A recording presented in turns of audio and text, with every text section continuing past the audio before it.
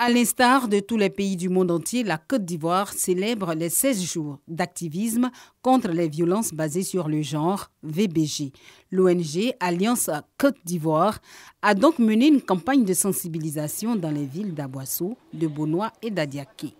Une manière pour elle d'apporter sa contribution aux journées dédiées au VBG. Ces activités de sensibilisation sont couplées à des consultations médicales. Elles ont mobilisé les populations vulnérables, les acteurs locaux de la santé ainsi que les autorités locales. Les parents sont venus se faire consulter, faire le dépistage de tuberculose, de palu, de VIH/SIDA. Alliance Côte d'Ivoire, initiatrice de ces activités, est une ONG nationale qui a pour objectif, entre autres, de soutenir les communautés dans leurs actions de lutte contre le VIH/SIDA, la tuberculose et les autres pandémies.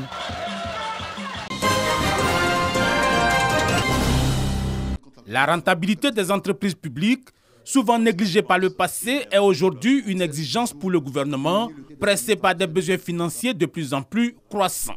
Le constat général montre clairement qu'en dépit de nombreux efforts, de nombreuses réformes et des résultats positifs que nous avons atteints en termes de gouvernance, montre que d'importants efforts sont encore à fournir pour faire reculer la corruption qui constitue pour nos pays une préoccupation majeure dans la conduite des affaires publiques.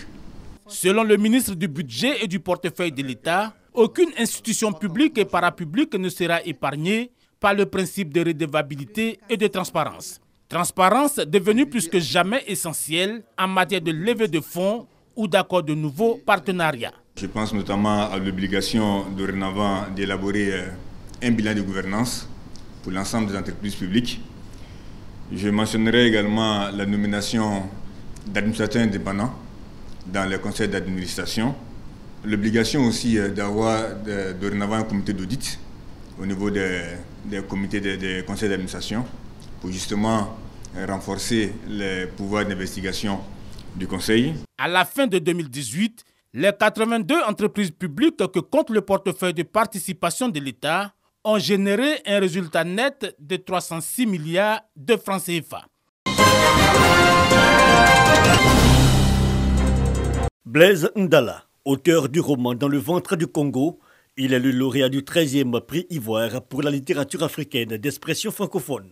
Je suis heureux d'être à Abidjan, en Côte d'Ivoire, un pays dont j'ai longtemps, mais alors longtemps rêvé.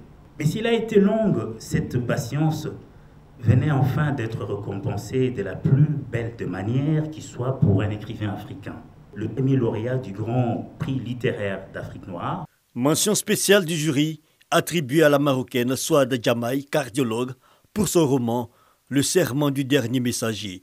Cette cérémonie de remise du prix Ivoire 2021 est l'occasion pour Isabelle Kassi-Fofana, l'initiatrice, de rendre un dernier hommage à l'écrivain Isaïe Biton Koulibaly, illustre disparu. Avant tout propos, vous invitez à observer une minute de silence en la mémoire d'un baobab de la littérature ivoirienne qui s'est couché. Isaïe Biton Koulibaly. La véritable symbolique de ce prix, c'est qu'il convoque sur les terres africaines des hommes et des femmes de qualité qui forcent le respect par leurs écrits, par leur travail. Le ministre de la Culture et de l'Industrie des Arts et du Spectacle, Arlette Badungé-Sankwame, représentée par Hélène Tienon Kaboré, se réjouit d'une telle mobilisation autour du livre. Elle dit merci à Aquaba Culture qui, par son action, renforce le dispositif autour du livre dans notre pays.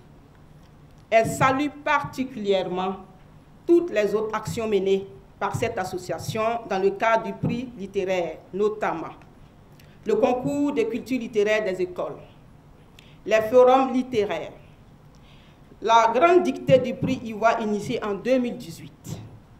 Soyez-en salués. 6 écrivains retenus pour cette 13e édition du prix Ivoire pour la littérature africaine d'expression francophone créée en 2008 par l'association Aquaba Culture. Un grand prix cette année doté de 2 millions de francs CFA.